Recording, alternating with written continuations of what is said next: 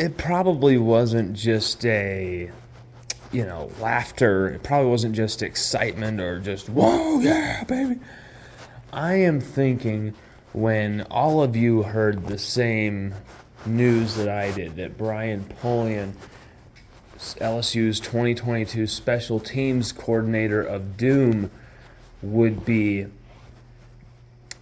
demoted and would no longer be coaching the special teams anymore, and in fact would just be recruiting, which is the role we were hoping Brian Kelly would find for him in this offseason.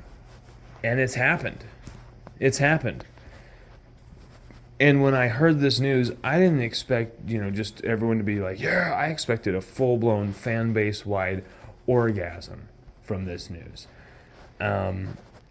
That's how bad LSU special teams in 2022 were.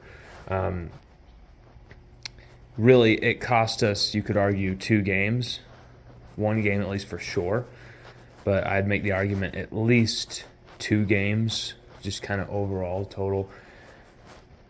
You could definitely say it cost us the Florida State game, the Georgia game, you could say Tennessee game.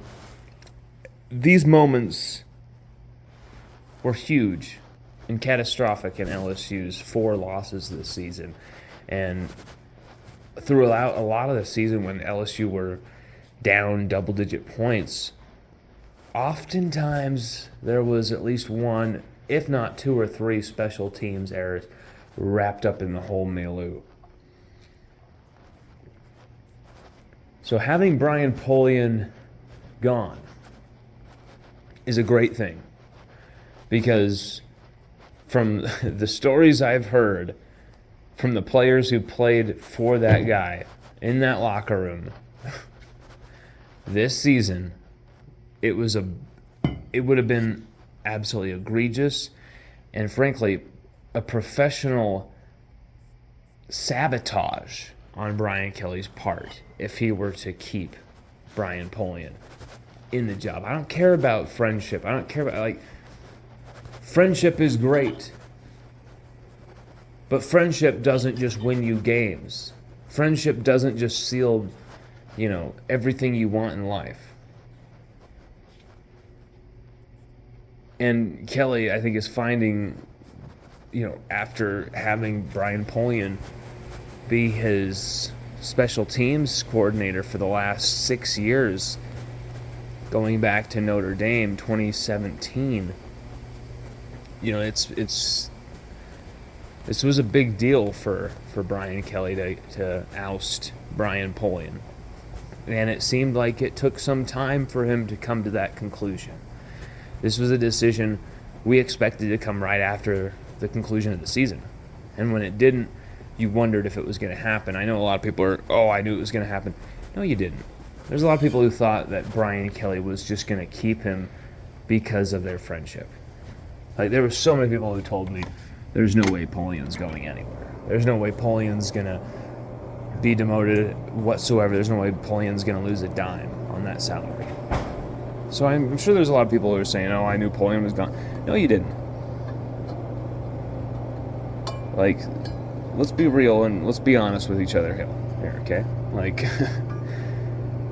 This is a big deal because I think it shows that Kelly's ready to do whatever it takes to win games at LSU, including demoting a friend, demoting a guy who is really talented but just maybe not suited for that role.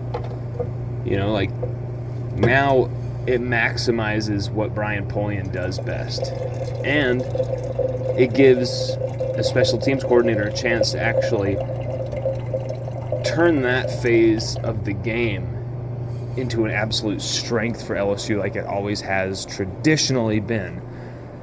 And, the 3 candidates I'm looking at are 2 guys who, have coached with Brian Kelly before. Scott Booker, who was Brian Kelly's special teams coordinator and part-time tight ends coach at Notre Dame for over 5 years there, was the guy who came after Mike Elston.